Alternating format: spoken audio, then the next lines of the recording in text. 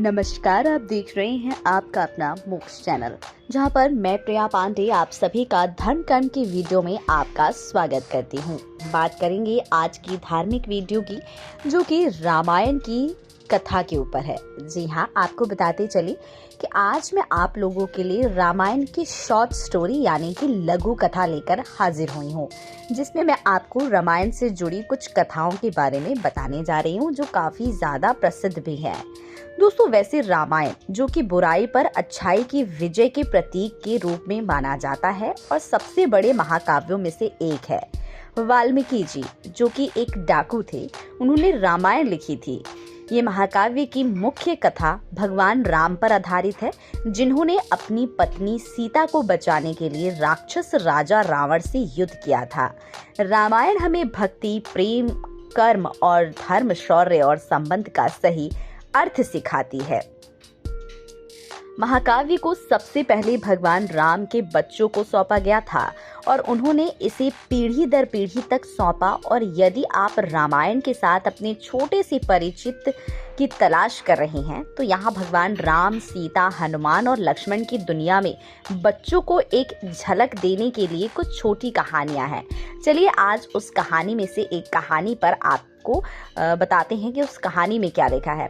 हमें यकीन है कि इन कहानियों को बच्चे जरूर पसंद करेंगे और रामायण में दिलचस्पी भी उनकी काफी ज्यादा बढ़ जाएगी। पहली कहानी है गिलहरी की।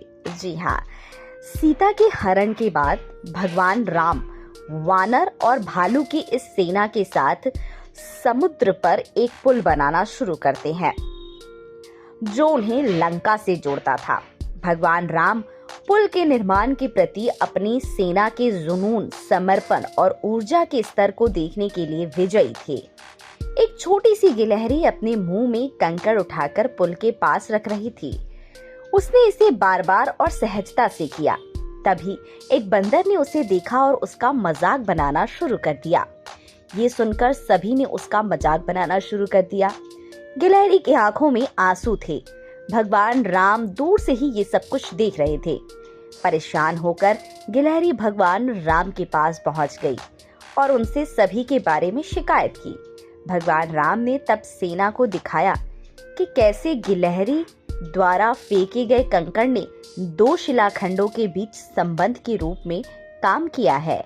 यहाँ तक कि उसका योगदान भी सेना के अन्य सदस्यों की तरह ही मूल्यवान है।